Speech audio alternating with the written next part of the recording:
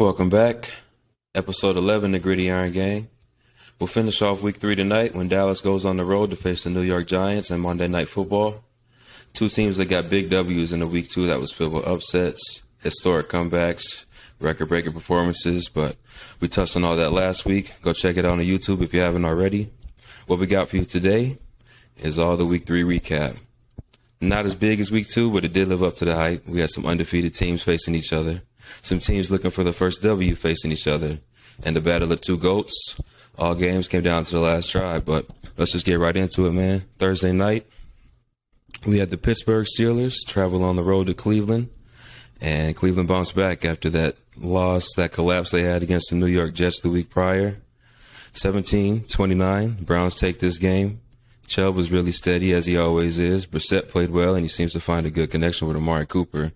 But just like we said last week and the week prior, this defense and that run game is what's probably going to carry this team until the return of Deshaun Watson. What'd you think about this game? Yeah, I think it was a very solid all-around game for Cleveland. I think the key, though, for them is you got 9 receptions for 89 yards and a touchdown for David Njoku. Mm-hmm. He's that focal point. I mean, not focal point, but he's that almost missing piece, missing ingredient to that offense when it's clicking. He's usually involved, I think, especially when you only got Amari as your big time threat on the outside. I think having Njoku a part of the game plan for all 4 quarters is a big thing. And then when you get over 100 yards from Chubb and a touchdown, that's usually a good sign that things are clicking in Cleveland for them on that given day. Pittsburgh, I think, you still got that question mark with Trubisky. He just doesn't seem to get that offense in a rhythm at any point. So it's kind of like, I don't know. For me, I'm always pounding the table for Kenny Pickett to get in there. I think the sooner the better, and I think the sooner it will benefit that team as a whole. But and then you only got 56 yards from Najee Harris, and that's kind of a pedestrian game for him. So it's like Pittsburgh and Cleveland. When you get your top running back going, usually the case with most teams, you usually are having a good day at the office for either of those teams. But when Harris isn't going for Pittsburgh, that passing game just is kind of lethargic, doesn't get much going. And that's obviously a credit to, valuing the run game still in the NFL with some of these teams. Like, it's even with Minnesota, it's hard when you don't got Cook going, you pretty much handcuff us because we got to be predictable through the air, and that's not a good sign. So I thought it was a overall good game, better than I expected. But I think Cleveland winning, I can't remember. Did I pick Pittsburgh or Cleveland in this game? I can't even remember these games. I can't remember either. But I want to say I picked Cleveland, but I do that it solidifies my overall trust that I do have in Jacoby Brissett leading that team until Deshaun gets back. I think he's the right guy for them in Cleveland. He's, keeping it all together. And as long as they come out, 500 or so before Deshaun gets back, that's probably the best you can ask for in that scenario. That's something those fans probably feel confident in, is that Brissett can get them to 500. On the other side, you mentioned putting Pickett in for Trubisky. After the game, Tomlin said, that's not on the table right now. That's something I want to talk with you more in depth about tomorrow, though. I have some thoughts about Pittsburgh right now. But like you said, They do have Najee. They need to get him the ball more. They need to acclimate him more on the offense. And obviously, we've seen one of the all-time great catches, potentially. I mean, we'll let it sit for a little bit, but George Pickens had a snag the other night. So. That was a hell of a grab, man. I mean, the way his body was just damn near sideways, and he still caught that shit. I was just like mind blown out there. But hey, that's that dude. He's gonna be something within these next couple of years. He's gonna be one of those top receivers in the league. I think. I'm not gonna put him in top 10 territory just yet, but he has the potential to be in that conversation. And I think that the more he gets, and especially I think when Kenny Pickett gets in there, I think those two will have a strong connection. I agree. I'm not excited to see it, but I'm excited to see it, in the same breath. Next game, we have Houston, who went on the road, took an L to Chicago. The Bears are now 2-1, even though Justin Fields still will not throw 20 passes in the game. However, they did this one with the rushing attack. I think they had over 200 yards, 281 yards, 2 touchdowns. I mean, that's just unheard of. That's video game-like. So what'd you think about this one? I'm kind of disappointed in Houston right here. I thought they were going to get their first dub. I picked Houston in this one. I do remember that one. But, the Bears, they got the ugliest 2-1 record in the league right now. Just the way they're doing it is just pure ugliness. Ultimately, I would have much rather seen Houston win this game because I do truly believe, in a sense, that they are the more talented overall team. They don't got enough pieces over there to have a winning formula just yet. Mm-hmm. But I think that time will come. I like the direction Lovie Smith has them going in right now, and you don't have players talking down on the organization or anything. They trust in their coach. They believe, but ultimately, this game, I'm still, I don't know when the time's going to come when we look at Justin Fields and say, like, this dude's got it, because he's in a bad situation right now. So right. I don't think that full potential is on display for us to see. We don't know how he can carry a game throwing the ball, double, triple than what he is right now. Mm-hmm. But I think, Khalil Herbert, I think this dude, he's going to be something to talk about going forward. I think he's solid. I almost like him more than Montgomery, honestly. But, still behind that offensive line to rush for 157 yards by one back and Khalil Herbert, that's 7.9 yards average per carry, 2 touchdowns. Obviously, granted, you're going against a Houston defense that's not, like, top-notch, but it's still a testament to, having a productive day on the ground. Other than that, I don't know. There's not too much exciting about this game, really. Davis Mills, I think he's still a solid quarterback. Damian Pierce with 80 yards for Houston rushing.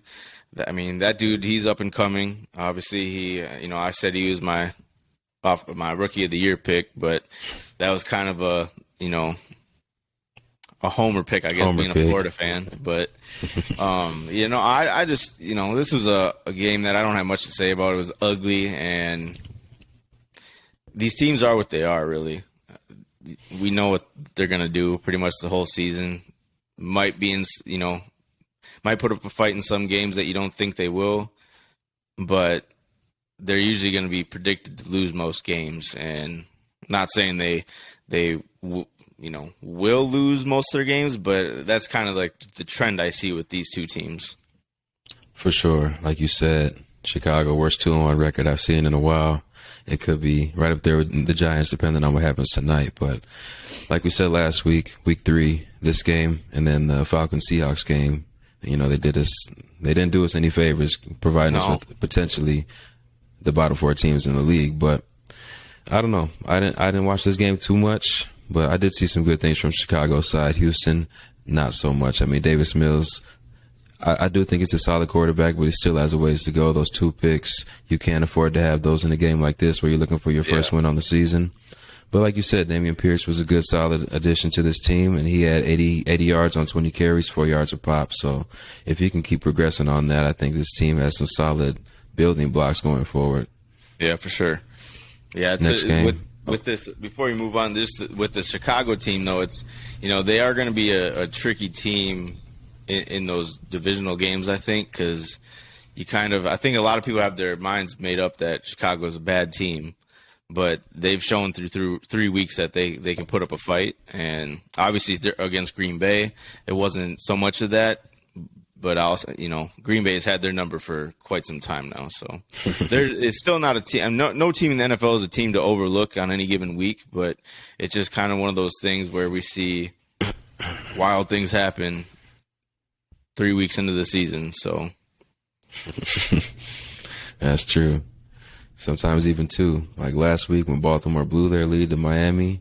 But week 3 they bounced back and spoiled the Pats' home opener. Yep. They take the game 37-26. And, I mean, this game was really back and forth for the first few quarters, then turned into a turnover battle in the fourth. Really in the second half, turnovers by both teams. But Baltimore ended up pulling it out in the end, taking the lead into the fourth quarter, getting the game down close. There was a 2-point conversion that was called down, but it looked like this game was really going to get out of hand pretty soon here. Luckily, we got the momentum back, got a turnover, won the game. Mac Jones left the game with an ankle injury. They're talking about maybe a high ankle sprain, so we're going to have to keep an eye on that going forward for the Patriots.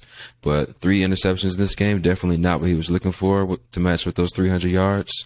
Definitely want to get a touchdown or 2 to go with that. But Devontae Parker looked like Randy Moss in 07 out there with 150 yards.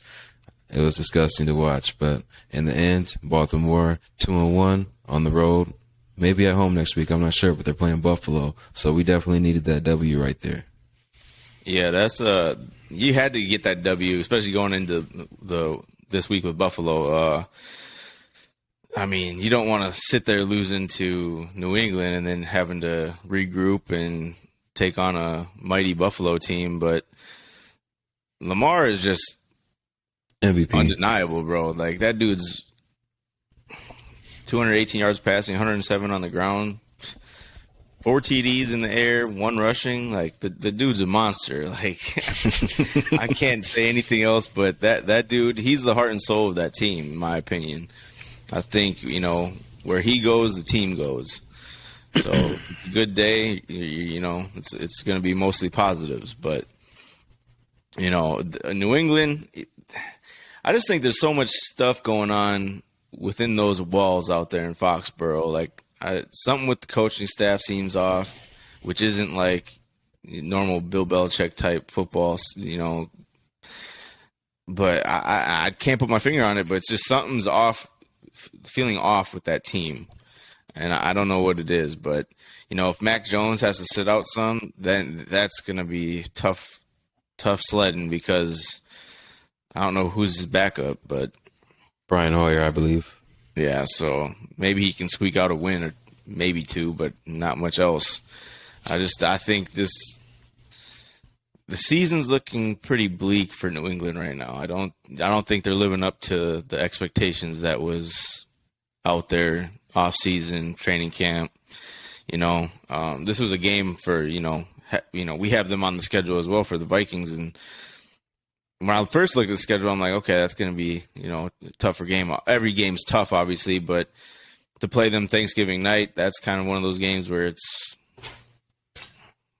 at this point, that should be a win for us, but that's far down the road still. This New England team, there's not much to say about it. I mean, I think your best bet, though, is definitely feeding the rock to Stevenson a lot more than Harris. I like him as the number 1 back there. Damian Harris, he can be a good change of pace back for Mondre, but I think Stevenson's definitely, when he's getting yards and scoring, it's just like with Chubb and Najee over there in Pittsburgh in Cleveland. He's got to be that heart and soul of the run offense. Like, Damian Harris, he can catch passes or whatever, but I think Stevenson's got to tote the rock. Devontae Parker, I haven't seen him put up those numbers in, I don't even know if he has ever, but Louisville. I think he was a couple yards away from his career high. But man, but I mean, Mac Jones, you look at that 22 for 32, 321 yards. I mean, if you had a couple scores in there and take a couple picks away, those are great numbers. I mean, the picks really hurt those numbers, but Mac Jones he's a good quarterback. I like him, but there's times where he just has that. He's almost got that Kirk Cousins in him, where he'll look, very pedestrian or below average some weeks, and then other weeks he'll light it up. Yeah, Mac Jones lit us up, but he did throw the ball to us. I think last year we ranked 31st or 32nd in pass defense, and coming into this game we were also 32nd in pass defense. So this was expected. We have a very opportune defense. Marcus Peters, we know, is a gambler. Marlon Humphrey's more solid, but he's definitely capable of getting a couple interceptions on the season. Kyle Hamilton made a big play in the open field with the fumble forced. Saw that one. And, Marcus Peters ended up recovering that. So, but like you said, man, it really just comes down to Lamar. I think he made, man, I don't know, 10 to 15 plays just by himself. We were down to our third left tackle. Makari got hurt on the offensive line. So we had Justin Houston went out on the defensive side with a groin injury. So we're just dealing with a lot of injuries right now. But Lamar's just really doing it all, putting the team on his back, diming up Duvernay, Bateman, Andrews, whoever it is, whatever it takes. MVP season right now. I think I saw a stat that said he has 12 touchdowns, and that's more than anybody else in the league, any other team in the league besides the Detroit Lions, who also have 12. And that's just unbelievable. Man, it's a testament to him, because if you don't have Lamar Jackson in that game, I don't know. Does it go your way? Maybe not. He literally does it all, bro. I mean, he picks up the slack for other positions that may not be producing it, and he does it with his legs. Like, it's just he makes plays happen, and he's one of the most fun guys to watch in the league right now. It's just, he's going to get paid one way or the other. Yes, wow. We might have dropped the ball on that one by not giving this man his money. We're going to have to overpay, but I'm definitely okay with overpaying. He's looking like he's back to being that top 5 player in the NFL that he was his MVP season. So what kind of player produces like that and doesn't get their money? So we got to do the right thing. Yeah, I agree. Next game, we have Cincinnati getting their first win of the season on the road, facing the Jets, 27-12. I don't know what's going on with this Jets team. Why is Joe Flacco throwing the ball over 50 times? But they couldn't get after the quarterback. Joe Burrow stayed upright for the most part. I think he only took 2 sacks this game. Offense wasn't great, but they're getting back on track. Yeah, that Jets team, man, I'm trying to get to the game here with the stats here, but I predicted this to go Cincinnati's way, be a bounce back game for them. It had to be. I mean, the way the season started the first 2 weeks, you got to make this game your bounce back and win by at least 2 scores, which they did. The Jets, I just think there's a lot of, it's the Jets, bro. Like, I think if Zach Wilson can just be a 22 to 25th ranked quarterback, this offense has a chance to be something if they're going to throw the ball that many times with Joe Flacco. Right. So, if you just have a competent quarterback, you're going to put points on the board. And that's what I was looking forward to seeing with Zach Wilson this year before he got hurt was, seeing how he can, try to put this team on his back and lead them down the field when they have the ball, because like he's just, his time's up. Like, it's not, he can produce at a certain level, but it's not what you want or what you would hope for. Right. He just disappoints. And I think right now they're just trying to claw their way forward any which way they can, because they know what they have with Flacco. Mm-hmm. And they're just waiting for Zach Wilson to get back, and he can't get back soon enough, because I think once he does, they're going to have probably a good handful of games where we're starting to see like this Jets team click and what we more expected of them this year. So I think, it's still early in the season. They still got time to get things clicking and move in the right direction. But I think this was a good game for the Bengals to bounce back and get a solid win, because this is still a talented team, very good team, and should be in the running in the AFC. But with, let me see, Burrow, 23 of 36, 275, 3 TDs, those are solid numbers. That's right. What I expect. That's what I expect from Burrow on a week-to-week basis. Yes, indeed. Obviously the ground game was a little bit more pedestrian with Pirine leading the way, 47 yards, and Mixon at 24. So, that might be a testament to that Jets defense. I think that they still have solid pieces out there, and that Robert Saleh run defense, I think they're still capable of holding their own and making some serious plays each Sunday. But I just think the Bengals were too much for that Jets team right now for where they're at, and that's that's what happens some weeks. And the Jets, they're gonna, like I said, they'll be in some games, but they're still the New York Jets, and We kind of know what these teams, who have that history of bad to mediocre play, they just can't seem to get their head above water with the right pieces or the coaches, whatever it may be. And I do have faith in Robert Saleh to turn things around there. I think he was a good choice for a coach there, but it takes, as we see with some of these teams, they've been in the gutter for so long that it takes more time than just 1 or 2 years to get the pieces you want and put that stuff together to get the train rolling. So I'm not hitting the panic button on the Jets by any means. So they'll be fine. Just not this year, probably. Not an ideal situation coming into the season with your backup quarterback who probably, I don't want to say any guy does or doesn't deserve his job, but he's definitely not a capable quarterback anymore in this league. So I think this team's going to look a little different in about 2 months.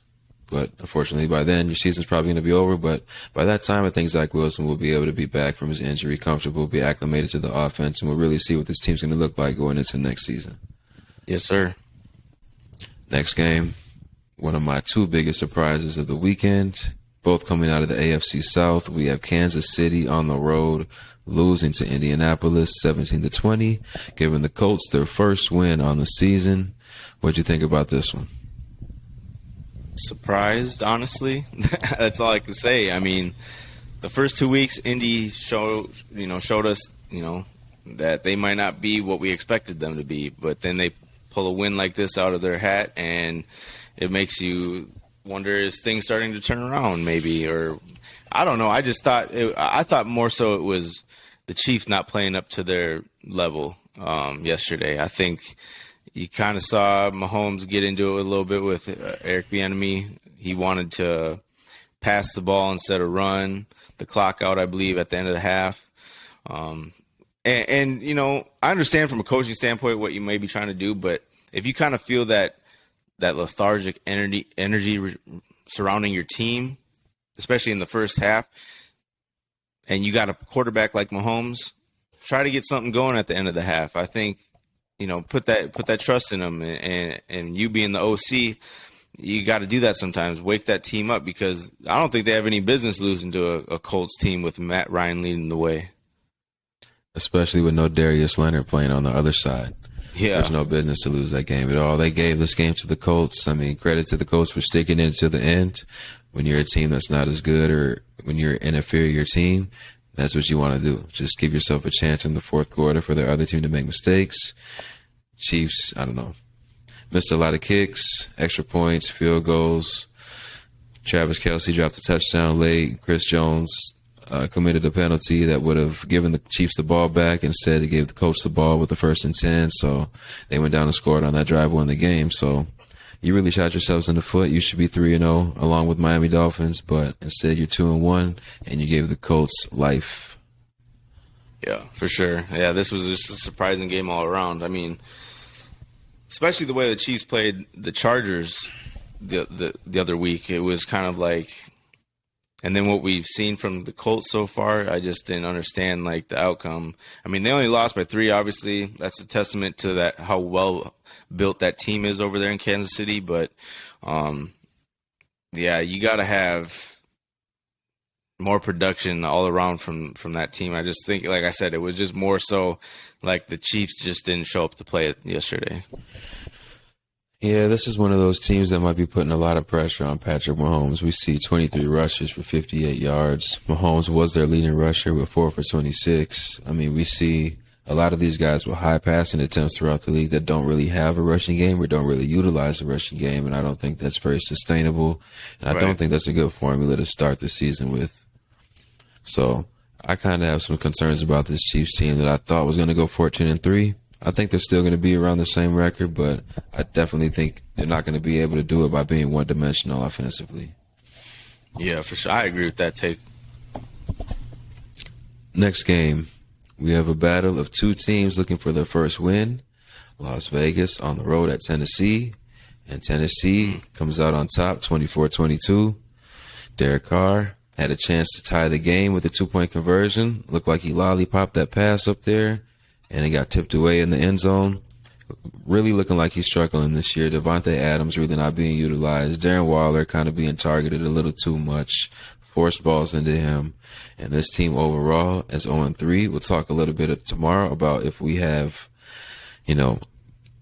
damning concerns about this team or if we should panic about this team. But right now, tell me what you thought about this game.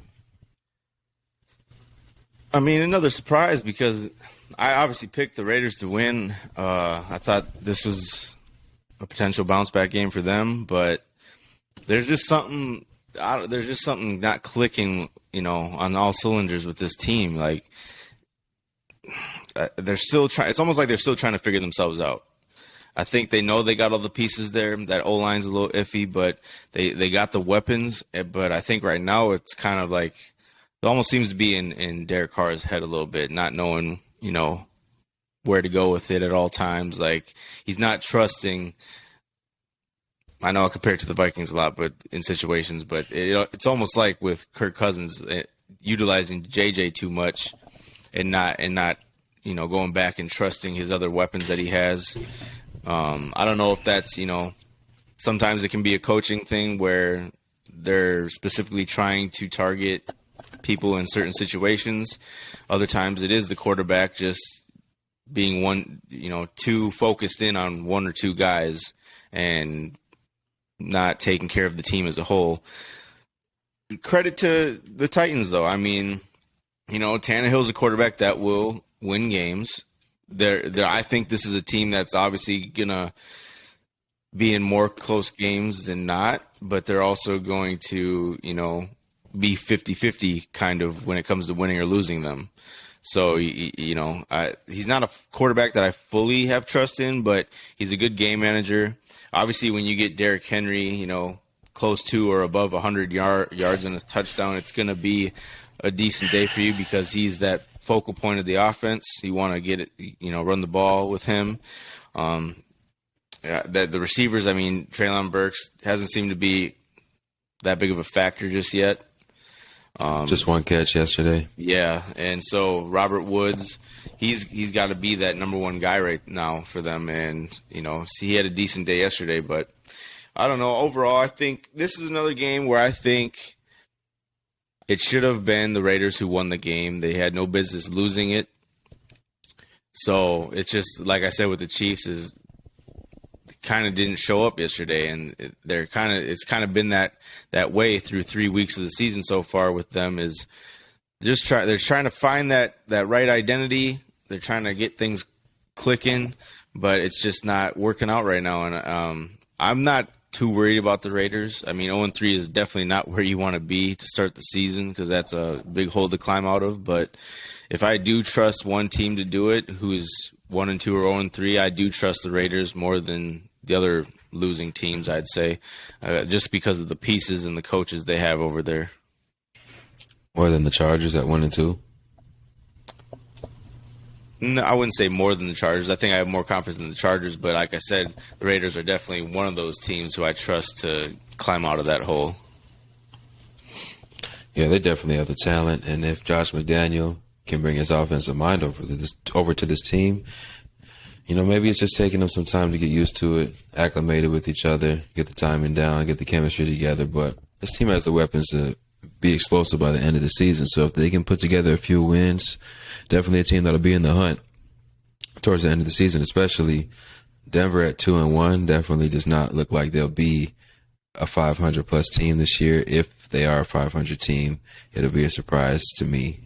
The Chargers are dealing with a lot of injuries right now, and they sit at 1-2. The Chiefs, as we just mentioned, just lost to the Colts, so 2-1. So maybe the division isn't going to be as tough as we thought it'd be.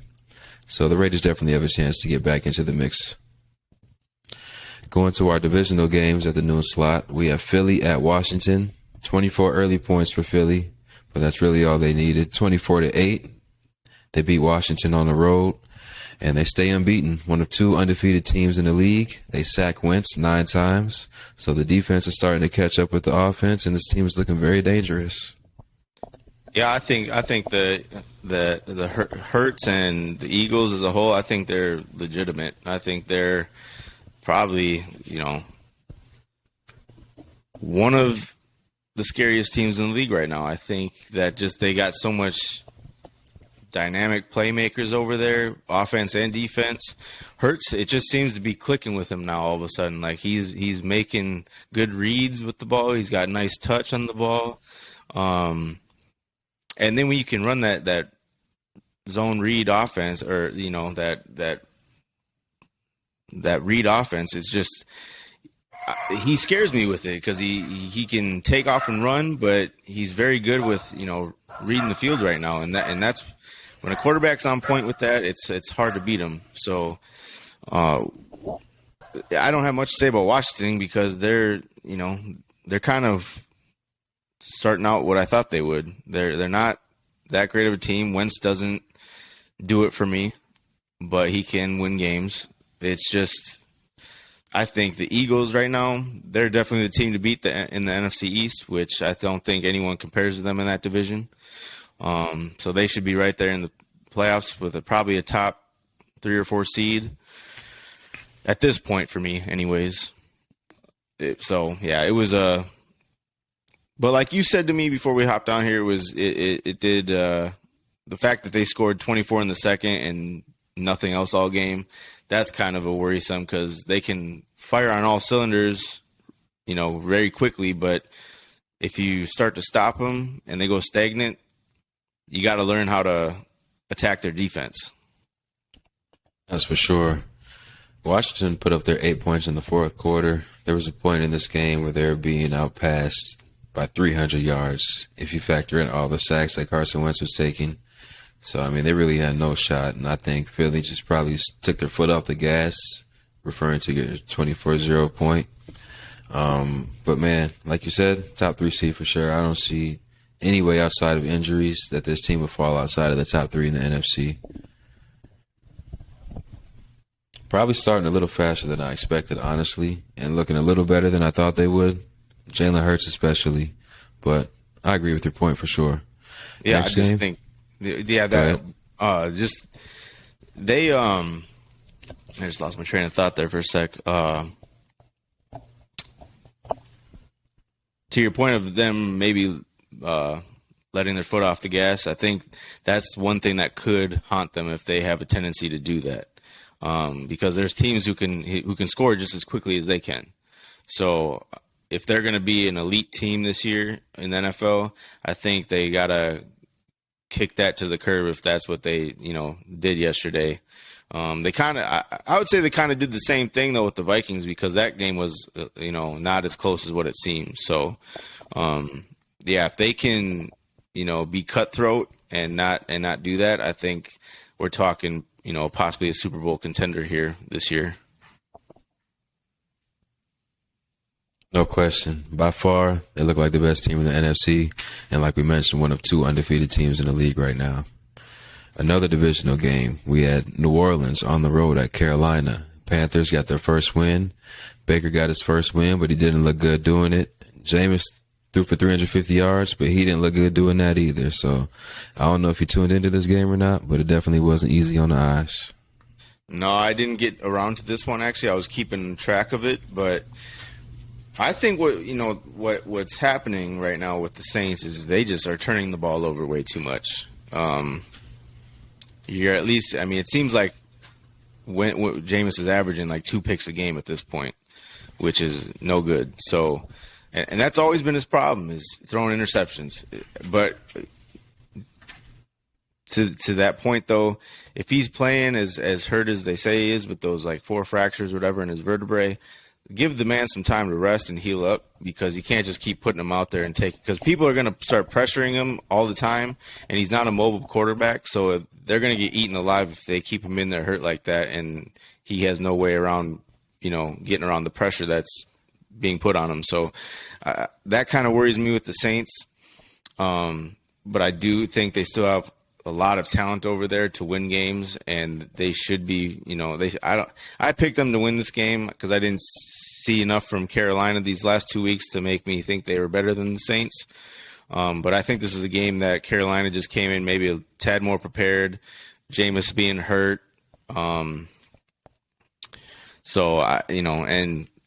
when you lose to a quarterback like Baker, who's not playing that well, that's kind of a ugly sign for your team, being the Saints, that is. I don't know. I think for both the Vikings and Saints, it's going to be a crucial week for both teams this week in London. So we'll see how that goes. But man, this game though, I didn't watch much, so I don't have much to go off of. But I think I'm worried about the Jameis injury more than anything. I think, especially when it comes to your back and playing in the NFL, man, you got to be timid in that pocket most of the time, I would imagine. Either it's not as bad as we think it is, or that man is crazy, because there's no way that I'll be out there throwing 41 attempts in an NFL game, in a divisional game, with a broken back. Now, you mentioning that, we do have to cut him some slack, but it does look like he's turning into the old Jameis, where it's high risk, high reward, and then we also get a lot of the bad side of that as well with the 2 picks he had this game. So he definitely outplayed Baker Mayfield as far as passing goes, almost doubling his passing yards. But the 2 picks compared to Baker's 0 really turned out to be the difference in this game, even though Baker was under 50% completion percentage at 12 of 25, I believe. So I don't know, man. Something he has to take care of for sure. Yeah, for me with Jameis, I think it's like, it's time to ditch the high risk, high reward type of play with him. I think you're farther along in your career now. You know what you excel at, you know what you don't. I think he's the type of guy who should just hone in his game to being that ultimate game manager of a quarterback. You got those type of pieces around you. All you got to do is, just get the ball to your playmakers and let them take care of the rest. We don't need you to be the deep ball down the field type guy, right now. We're just looking to get some chunk yards, score touchdowns, put us in the best position to win games, because our defense is solid. It's just sometimes it's just teams have those quarterbacks that they can't get out of their own way and help the team, which it's just like that sometimes. But Jameis, he definitely looked better starting the year last year than he does this year. So I don't know. It's kind of hot and cold with him, and it's tough to even judge what's going on there. That's what it is. Similar to Carson Wentz, hot and cold, very hot and cold. Live and die by the gunslinger mentality, and more times than not, you're gonna die by it. It doesn't help that Kamara hasn't really been a factor this season so far. I mean, this team, I think, had 22 for 84 rushing yards. Ingram had their only touchdown, but they do have weapons. Olave went over 100 yards, I think close to 150 yards.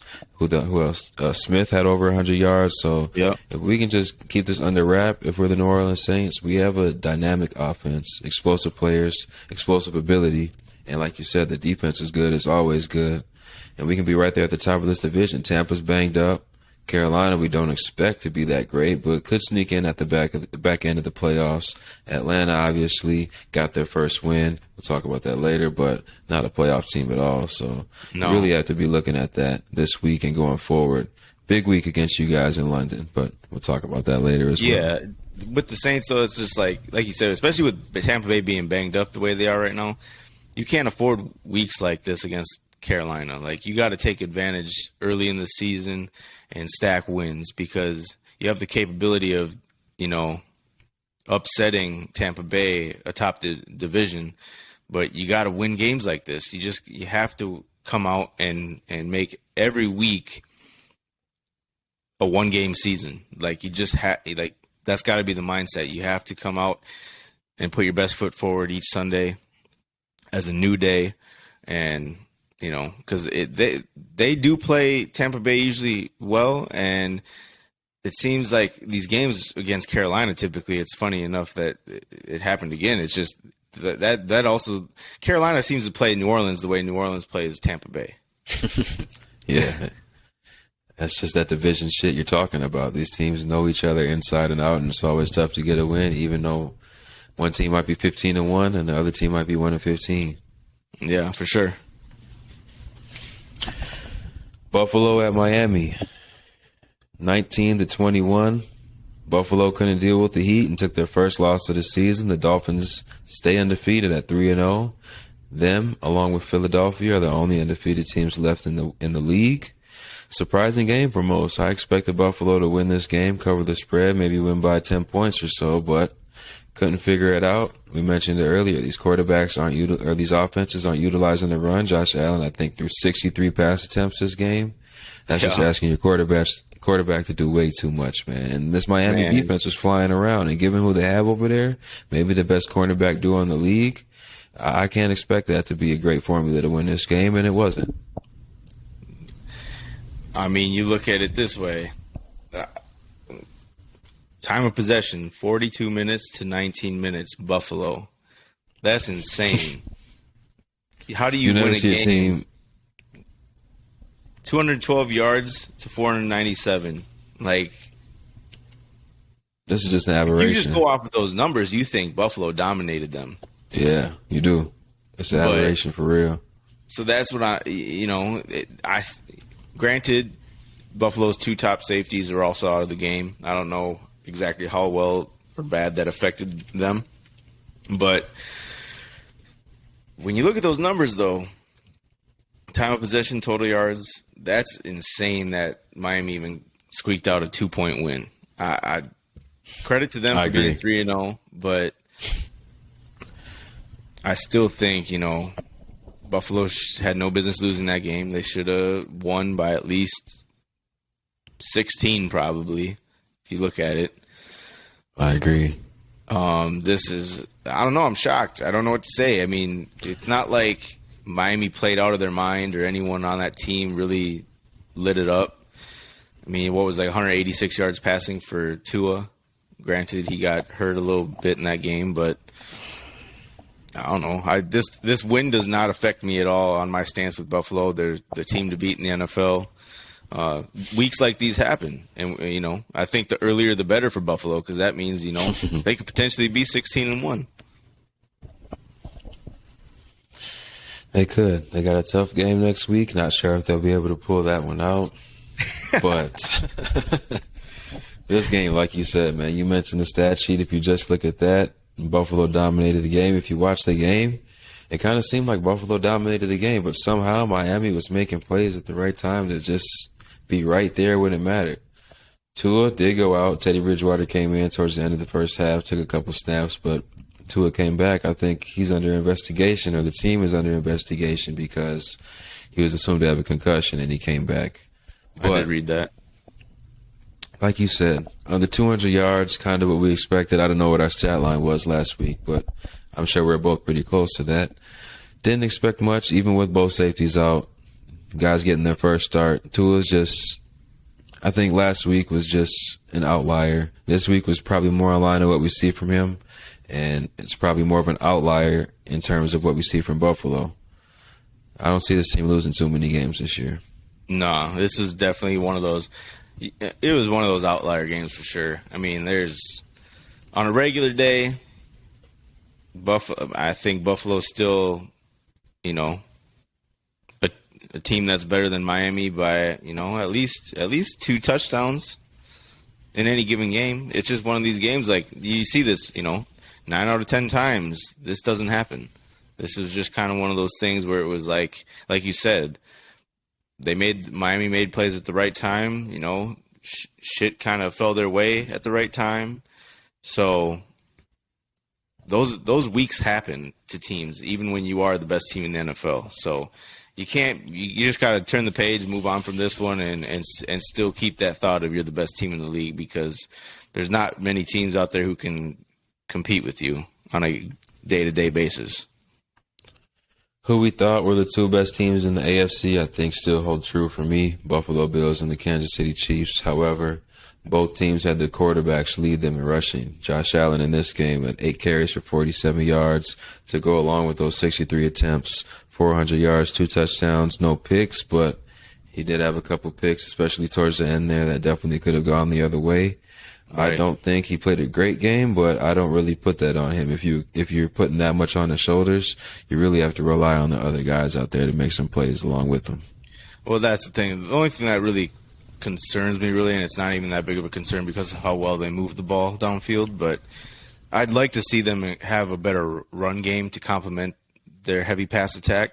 It just doesn't seem they have that or the guys necessary to make that happen back there in the backfield. But, you know, it's still they're able to move the ball at will all the time passing the ball. So until you can stop them, I mean, there ain't no point in really changing the formula right now. Is that the formula in the playoffs, though, when it's January and it's negative 15 in Buffalo? That's the thing, and I don't know. I mean, depends on who they're playing, I guess, because you gotta like if they were playing.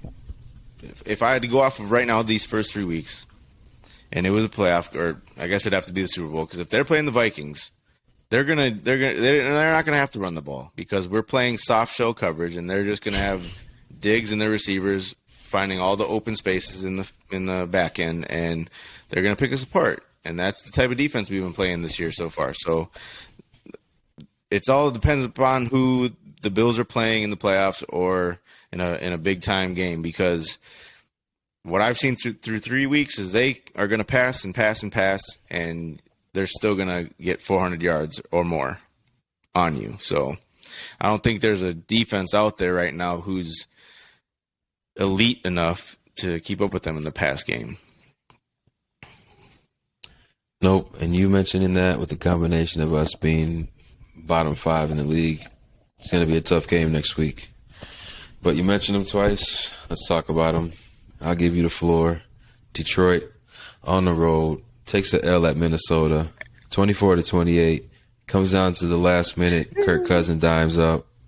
KJ Osborne, 45 seconds left, I believe, to give the Vikings the lead and the W. They're 2-1 on the season, but they were down all game. I think they were down at 14. Yeah, they were down 14 pretty much every time I checked in. Yeah, we were down, I think, 14 at one point, but definitely down by 10 twice in the game at certain points. So this was a fucking game, bro. Like I told you before we got on this was like one of the games, or probably the first game I've ever watched as a Vikings fan where I sat on the couch, tuned in. I didn't really feel that fired up energy I usually do. So I didn't really, yell at the TV. I wasn't getting too high. I wasn't getting too low. I wasn't really cheering. I just, I had that feeling of this is going to be another one of those Vikings games against the Lions where we're going to either, it seems like we're playing bad already. So and I know the Lions are a team that if you play a bad game against them, they'll usually take advantage of it and they'll pull it off. But I think it comes down to if Dan Campbell decides to go for it on fourth down instead of try a 54-yard field goal, we probably don't win the game because they were 4 for 6 on fourth downs, which was absolutely terrible for our defense. That's an awful decision. You're 4 for 6 on fourth downs, and you go for a 54-yard field goal. And I don't think that kicker, Seibert or whatever, I think what was the stat? He tricked him earlier, didn't he? He said what? He missed a kick earlier in the game too, didn't he? Off the upright, I think he did. Yeah. Yeah. So, but I think there was a stat out there where it said like he's like, I think it was maybe 35% for his career on kicks longer than 40 yards. So why would you trust? Wow.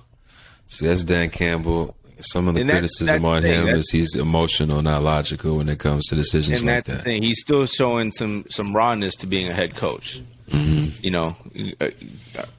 I'm a big Dan Campbell fan. I think he's a great coach. I think that he has a bright future with that team.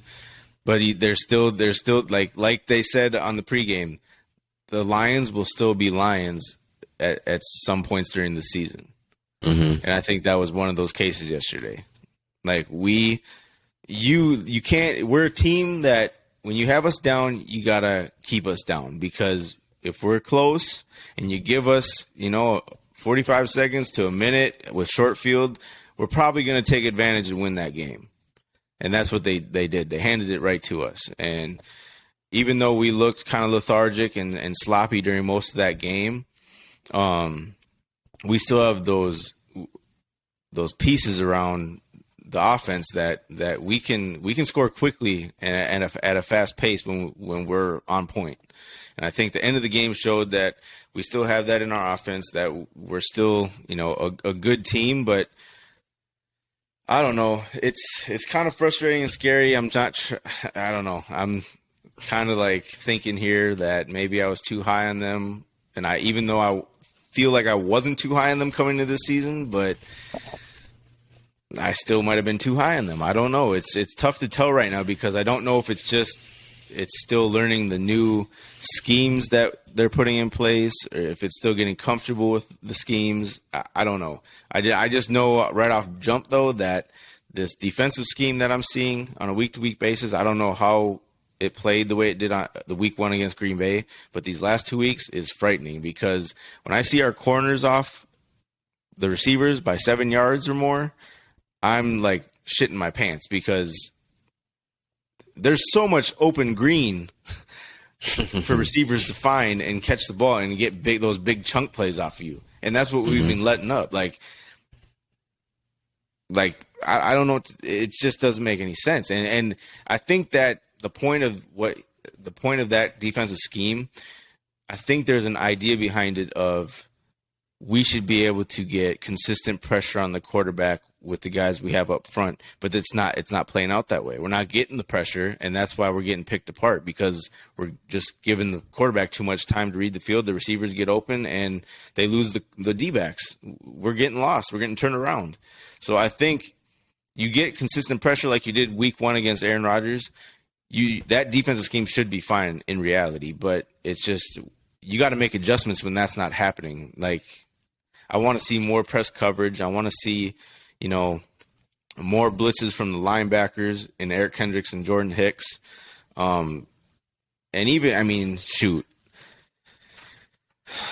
I don't know, man, that the run defense is still a question mark for me, but I don't know what to say going forward. We're going to be like this week's game against the Saints is a big, big game. Like to go to London, you're going to be jet lagged. The Saints got there today. We're not leaving till Thursday, getting in there early Friday morning or some shit. I don't know, man. This is kind of an interesting way of doing things. I don't know. They're fighting for their lives right now. It seems like, and then you got Green Bay back at 2-1. You got Chicago 2-1. So it's a tight race right now in the NFC North. Man. I have confidence in this team still to be consistent and show that going forward, but I'd be lying if I'd say I'm not nervous because I am. Man, that NFC North is turning out to be a motherfucker. It's, and I think the Bears will fall off eventually. I do believe that. I think the Packers, though, they're more of a team, and what I do respect about the Packers organization is they don't ever seem to panic over a game or two. We're more of a team that does that. Right. And it shows. The Packers just go about their business and can turn things around whenever they want or learn from their mistakes. With us, it seems it just kind of when it happens, and it keeps happening. So if that's a cultural difference in organizations, I don't know, but it's gonna be a tight race, the top 2 spots in the NFC North. But also, you got to give credit to the Lions. I think the Lions' problem is they're very explosive and dynamic on offense, but they got too many issues on defense still. If you watch the game, how many freaking penalties number 24, Warrior, got? It was ridiculous. All the illegal contacts, the holdings. You lose the game just because of that, pretty much. You kept us that game. You kept us in that game all game. Even when that should have been a game where you get up 14. They should have won by at least 14. Yeah, like you said throughout this whole show, this was one of those games where y'all had no business winning, but you ended up doing it. And that's why I literally I almost wanted to fall asleep during the game because I'm like, I don't want to watch this crap. I don't want to watch this. It was one of those games where it was just like, within the first couple minutes of the game, you're like, oh, we're on this bullshit today. So I can't even get hyped for it. You're just like, okay, this is what my Sunday is. I got to live through this, whatever. If we would have lost that game, we would have deserved to lose that game, obviously, but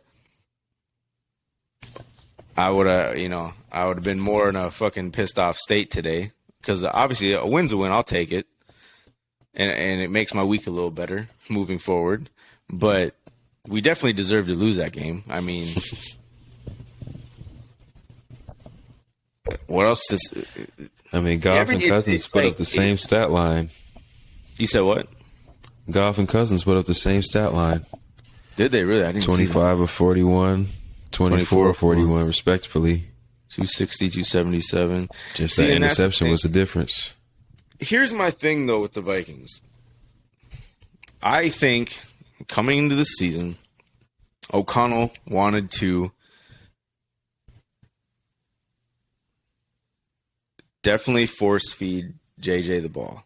He wanted to make sure the offense ran through him. But I think we're already at the point where we're realizing that can't be the case. I think you have to make KJ or Adam that quote-unquote number one target, because if you can get the offense moving through one of those two receivers instead of JJ, that should open it up a little more for him, I mean, because they won't be they know we're not going to sit there and just solely focus on him and make sure he gets his numbers. And I know he wants to put up big numbers. He's capable of it week to week. But teams are definitely realizing, like, hey, if we just dedicate two guys to JJ all day long, we're going to make them beat us with the other guys, which is okay. That should be fine for us because we have the talent to do that. But you have to be hitting on it all the time. And honestly, credit to Eagles and Lions, because our O-line is doing a great job so far of giving Kirk enough time. It's the fact of our receivers are just not getting open. They can't cut loose and shake the defenders, which is, I don't know the answer to that or how that's going to change, but they're definitely, Eagles and Lions have been locking us down and kind of handcuffing us to, if we wouldn't have had a run game going yesterday, we definitely wouldn't have won. It's not always pretty, but the name of the game is get those W's. Like I said, a win is a win. I'll take it, and and it's good that something like this happened week 3 compared to week 13. Like, I'd rather have this happen early in the season, learn from it, and potentially start something good, get something good rolling going forward, instead of you're in a playoff race and you lose a game like this because you just didn't come to play or whatever the case may be. I mean, there's still plenty of time in the season to get things going more consistently, which is, I mean, for both sides of the ball, defense and offense, I hope it happens, because it's, like I said, I'm nervous already in week 3, and I just hope they can find something where O'Connell can get JJ freed up a little bit more. I mean, the biggest disappointment on our offense so far, though, has got to be Irv Smith. That dude looks like he can't catch a cold. And it's a disgrace for him to be wearing number 84. Yeah, that's terrible. I can't believe y'all let that happen, but Moss didn't play there for too long. So NFL is different. NBA, that number's retired. It's a disgrace. It is a disgrace. I mean, shoot, it's a disgrace even when he was a rookie picking his number. You should know not to pick that number. Just don't. That's a lot to live up to. Have some respect. Yeah, have some respect. Like, I get you like 84, whatever, cool. But you know what? Not in the Vikings, bro. Like, come on now. There's only one purple and gold 84. Always will be. But, Last thing before we move on from this game, you mentioned O'Connell wants to get Jefferson involved a lot. Do you think that it's beneficial that he is getting held to pedestrian numbers these last 2 weeks? Do I think long term? Do I think for these other guys, Osborne, Thielen, Smith, if he can get his head out of his ass, these guys get more opportunities? Do you think that'll be beneficial going forward for these guys? I mean, JJ's obviously going to figure out a way, and O'Connell's going to figure out a way to get him the ball. But giving these guys their opportunities and giving them confidence, like, okay, I know I can get my one-on-ones. I know I can make these catches, these toe taps, these catches across the middle. I think that could be beneficial going forward. Given that, go ahead. No, I was saying, like I said, it being week 3, like, it's good it happened this early, and we were able to show, it wasn't a consistent thing all game long, or it wasn't pretty all game long where we were getting the ball to the other guys. But if you can do that consistently moving forward, and showing other teams like, hey, we still have to account for Adam, we still have to account for KJ, Irv, if he can step it up. I mean, you got to do that, because it's going to keep defenses honest. Like, that's the name of the game right now with us, is like, if teams are being able to get after Kirk, pressure him, and also keep JJ doubled down, like, that spells bad news.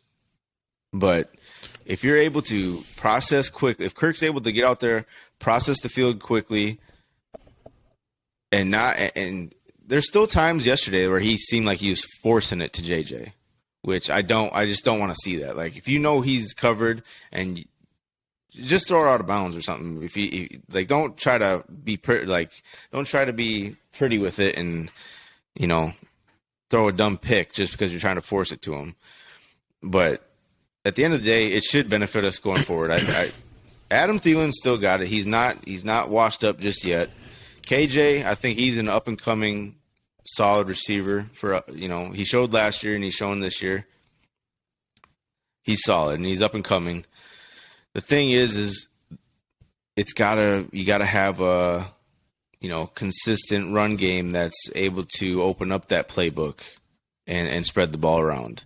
Like last week in Philly, what was it? Kirk, the leading rusher with 20 yards. Like, that can't happen. That spells doom for that game that day. So, I think you get KJ and Thielen more involved.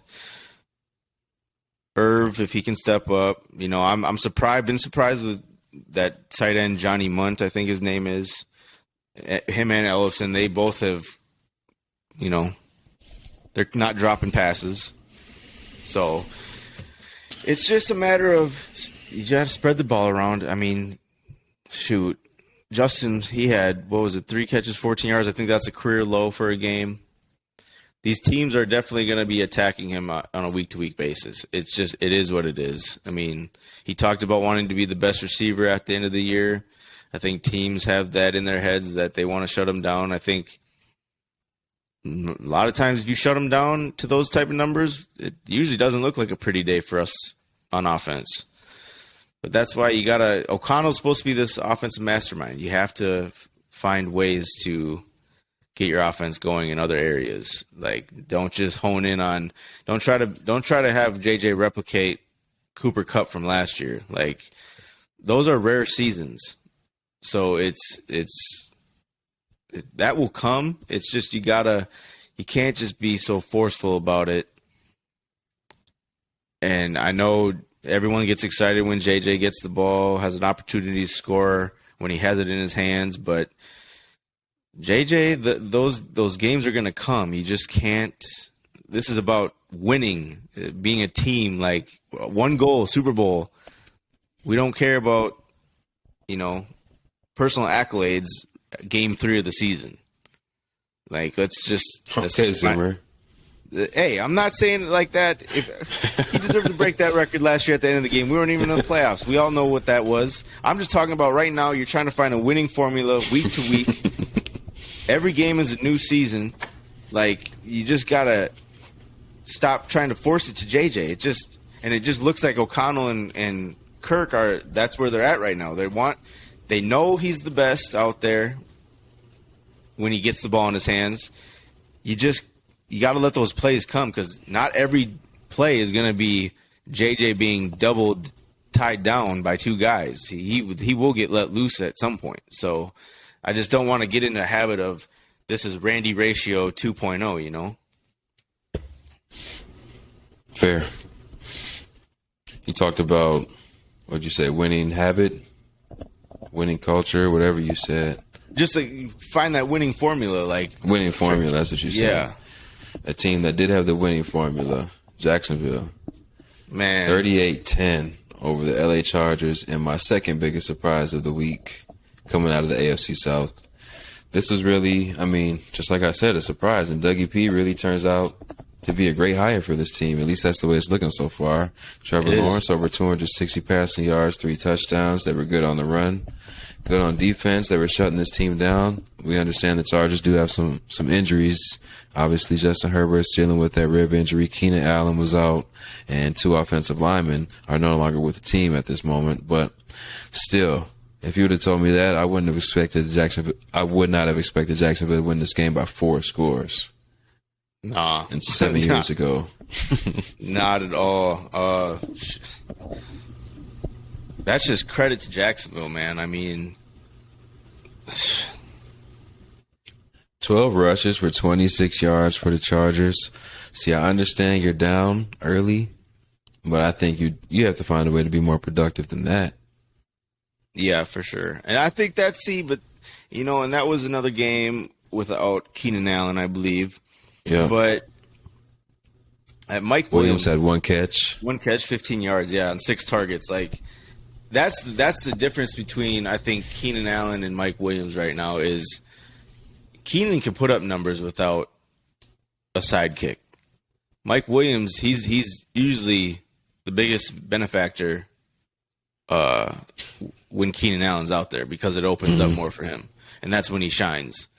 But he doesn't really seem to do that. He did against Kansas City, but he's not very consistent with it so far without Keenan Allen in the lineup. But I think that, their rush, I think that's why they brought Sony Michel in, is to try and kind of establish a running game when they get the chance. But they're kind of like the Buffalo Bills in a sense, where they don't have that prolific running game. And Austin Eckler, he's too small to be taking that kind of beating, going between the tackles all the time. That's why he's doing his most damage through the air. So I think it was just one of those games. They didn't show up. Jacksonville took full advantage of them, but I think that's a testament to Doug Peterson and that culture, that organizational shift. They went away from Urban Meyer. They obviously had a rough year even after he was fired, but Doug Peterson looks to be the right guy for that job over there. I'm getting excited about Trevor Lawrence each week. I think that he's starting to show that he can be one of those top guys, franchise guys, face of the franchise as a quarterback. And James Robinson and Travis Etienne, those are 2 solid backs to have in your backfield. They can both get things going at any given time. But like I said last week, I do believe Christian Kirk was a huge signing for them. I think that he's becoming the real deal for them as a number 1. But they still got a lot of other guys out there who can catch the ball for Lawrence. So they're a team that you can't take lightly. Don't sleep on the Jaguars. They could surprise people at the end of the year. Yeah, Colts and Tennessee both stayed alive, getting their first win of the season. I don't want to say Jacksonville's going to run away with this division. I definitely want to see them against those teams a couple of times first. But as far as talent goes, as far as offense looks, as far as defense looks like they might end up being the AFC South champions when it's all said and done. Yes, sir. Atlanta at Seattle.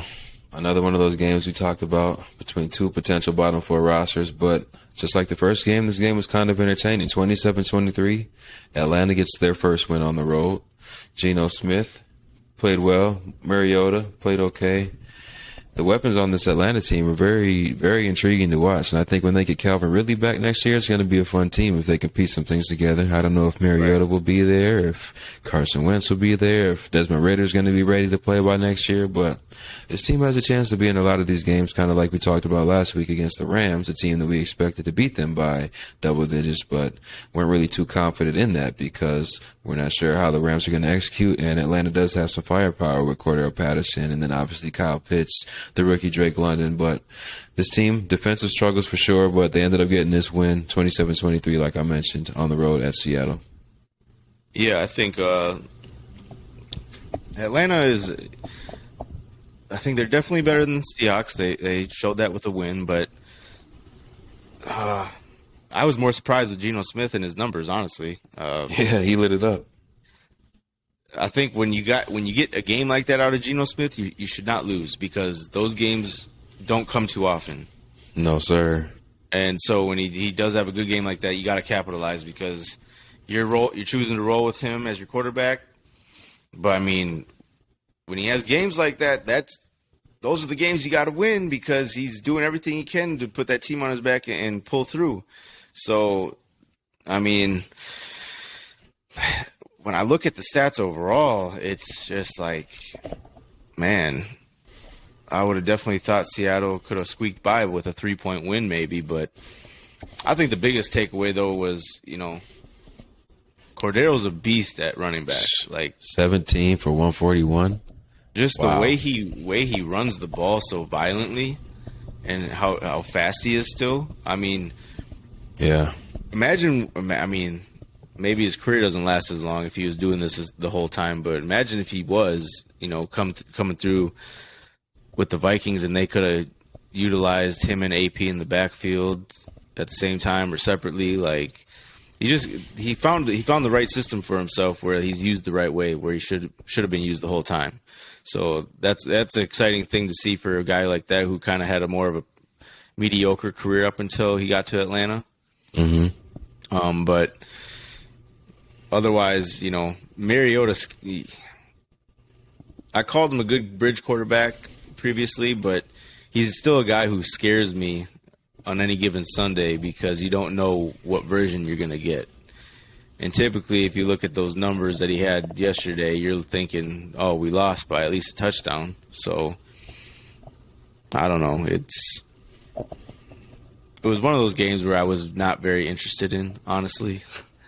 So I just kind of kept track. But, no, I think Seattle is – I would think Seattle, to me, is more of like a Houston Texans team. Like, they are what they are. They'll give you some good weeks, give you some bad weeks. Yeah, like you mentioned, I mean, the team has talent in spots, and when Geno performs like this, you would really like to see that team pull out with the W. Mariota, I thought, played well, 13-20, over 200 yards. He did have a pick. He did have a fumble that was lost, but they ended up pulling it out at the end, so it's not really going to get talked about too much. As far as a bridge quarterback, I mean, yeah, he is a good one. And like you said, he's not a guy that I really trust with my, with the full capabilities of the offense, but he's a guy that can get the job done. Maybe not a guy I want to lead my team down the field in the final drive to win the game, but he's capable in a lot of aspects. Didn't have a lot of production running this game, but I don't think he was utilized very well in that aspect. Staying in that division, we'll go with the Rams on the road at Arizona, taking the win 20-12. Offense struggles again for the Cardinals. Doesn't look good for them. Struggling offensively, passing the ball, 58 attempts, 300 yards, no touchdowns. You don't see that often. I mean, Josh Allen threw just about as many attempts at 400 yards, 2 touchdowns. So we'd like to see some more production out of Kyler Murray in that aspect, but maybe not a guy we're really believing in the way we used to. Matthew Stafford, also no touchdowns. This is really an ugly game. Kind of what we expected. Ugly game, but the Rams come out on top, and that's what we got. Yeah, I think this is a game that the Rams should have won. I mean, you look at last week, I think the Raiders just let it slip away from them with the Cardinals game. I think that was just a joke. The Raiders should have won that game. For sure. I don't think the Cardinals are that great of a team. I mean, maybe we'll see a flip switch when D-Hop gets back. But because you add D-Hop in with what Hollywood Brown's doing, I think you got some good things that can go on there. But I still am not, sold on James Conner just yet as being that full-time workhorse for them. I just don't think I think he's a great, number 2 goal line back, kind of like a Jamal Williams. But he just, what do you have, like 36 yards yesterday? It's just, that's not going to, I think with Kyler especially, and the type of quarterback he is, you definitely need a run game that supports him, because he's not a guy who can go out there and do it all himself. I mean, it gets to him. I think it eats at him because he's just, I'm not going to say he's limited, but he is kind of, he is limited in a sense with what he does. I'm just he not, is, but at the same time, if he's on, he's probably the most electrifying player in the league. Like, that's what I'm saying, and I don't know. Kyler's Kyler to me. It's just the Cardinals.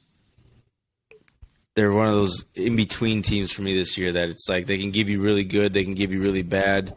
Most of the time, it's just kind of one of those blah game performances. The Rams took care of business. They won. They should have won. But I don't know. Those division games in the NFC West always seem to be a little tighter. They're always like up in the air. Yeah, they are. And especially that's why I say watch out for Seattle in those games, because I think these other teams in that division can go into that game against Seattle and take them lightly, and they'll surprise you. So I think I gave Seattle like 4 division wins this year. Those were I think probably you did 3. the only wins I gave them, damn near. But hey, this is a game that it's just, Rams should have won. They did win. Cardinals, kind of like a uninspiring performance all around. I mean, they did have some good numbers with Murray, Marquise Brown, but other than that, nothing pops off. Yeah, I'm sorry I got to do this. Finish with the Rams, Cardinals, Green Bay, Tampa, and then obviously the Monday night game. All 3 ugly games, but here we had 14-12, the Battle of the Goats. Green Bay on the road took down Tom, who had a chance at the end. Yep. Led a drive, scored a touchdown, delay a game on a 2-point conversion. So I don't know if Nathaniel Hackett was coaching or if they had Todd Bowles out there, but Tampa Bay loses this game at home. Aaron Rodgers gets his first win against Tom, and I don't know how long. Probably since I was in high school, it feels like. But that's the story of this game. Nobody was really impressive. It was an offensive struggle and a defensive battle. Yeah, I think, like I said to you before, I think if Tom has, doesn't have his top 3 receivers out of the game, I think they beat the Packers handily. I mean, I think that's just what it comes down to. Hell, you even keep Gronkowski there and he's playing that game, I think they find a way to win. He probably would have been the target of that last 2-point conversion. He would have been, for sure. But I think, if they were to play this game again down the road this season, I think it's going to be a different outcome. I still think the Packers, they have a good defense, obviously, and they're starting to turn it around since that week 1 that they had. But still, offensively, if that you can keep their run game in check, they still have a lot of question marks around their pass game. So I think that's an offense I'm not fully trusting just yet. So to me, they're starting to turn things around. I think that the Packers, as long as they have A-Rod, will always be in the thick of things. But they still don't have my full trust yet. I just don't see. Seems like they found a formula to win games with using the running backs more. But how sustainable is that for a 17-game season? So I don't know. We'll see. I mean, I expect more games where they have turnovers from their defense that help them out and propel them. But and then obviously we saw a glimpse of the connection that's growing with A-Rod and Romeo Doubs. If that continues, I'd watch out for Romeo Doubs to be a sneaky Rookie of the Year candidate. But other than that, I mean, it was an uninspiring game, boring, but the Packers pulled it off, and you got to give them credit. So, I mean, and that's the thing with that game too, is with all the injuries that the Bucs had going on and are still dealing with, you have to take advantage of that and win that game by any means. So, and they did that. No doubt. And you needed that taking the L week 1, so you can't go down 1-2, especially when 2 teams in your division are 2-1. So, right, big game for Green Bay to get that W. Finishing it off, another sleep fest, snooze fest, whatever you want to call it. San Francisco on the road at Denver, 10-11. I don't have much to say about this. I fell asleep midway through the fourth quarter, and that's pretty much what you need to know about this game. I mean, these offenses look terrible. You could say the defenses look good, which they did, but I think it was really more so the offense is doing. Jimmy Garoppolo didn't look good at all. Russell Wilson threw a lot of passes behind the line of scrimmage. Very, very pedestrian offense, not explosive like they thought it would be. Doesn't seem like he can get out of those sacks like he used to a couple years ago. Doesn't seem like he can be mobile in the pocket like he was a couple years ago. And I think it's time to start worrying in Denver, but we can talk a little bit more about that tomorrow. What'd you think of this game right here? Oh, man. This was so bad. I think, what did someone say today? They said 11-10. What were they doing? Playing ping pong? That's a game, like man, I had the 49ers winning. I think they, I would have liked to see them win, obviously, as well. But Denver, they're another very ugly 2-1 team. I just don't know. I don't know if they can figure it out this year. I think, like I said, I'm always going to say it until it shows differently. Nathaniel Hackett, I think, is over his head with his head coaching job. I mean, I think this week he just hired someone to be an advisor to him on game management and decisions. And if a head coach needs to hire someone for that, you have no reason being a head coach. I agree. So that's a scary thing out there. And, if I'm Russ, you're going to eventually have to start taking things in your own hands, whether it's changing the play calls at the line of scrimmage or something, because something's got to give. You got too much talent on that team, I believe, to be looking like what you are right now. I fear it's going to look like this for a while because they are pulling these games out, but we know the schedule's going to get tougher. And these games for Denver were so easy to start the season. Seattle, whoever they played last week, and now San Fran with Jimmy coming back, who looks like he'll be no threat to Trey Lance once Trey Lance gets healthy. So, right. I mean, Denver, 2-1, but Lord have mercy.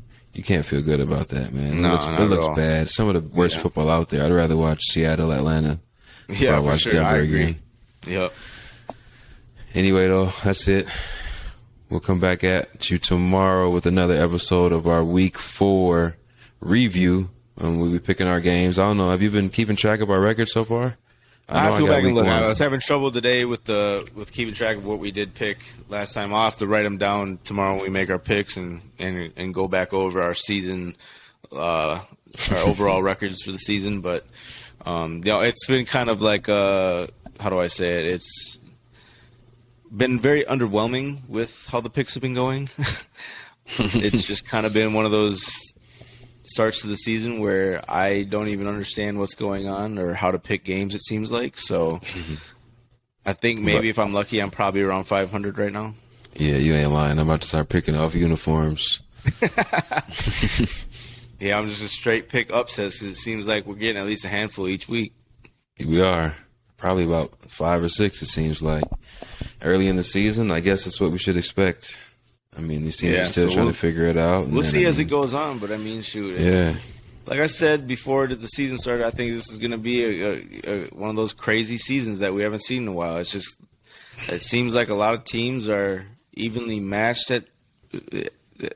so far. So I don't know. It's just maybe it's things that are, teams just figuring stuff out as they go. And once we get to week 6 and moving forward off that, it should be more of a clear picture. But so far, I don't know anything.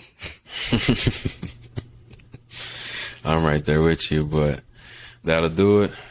Week 3 is in the books after tonight, and we'll come back at y'all tomorrow with a new episode. Until next time.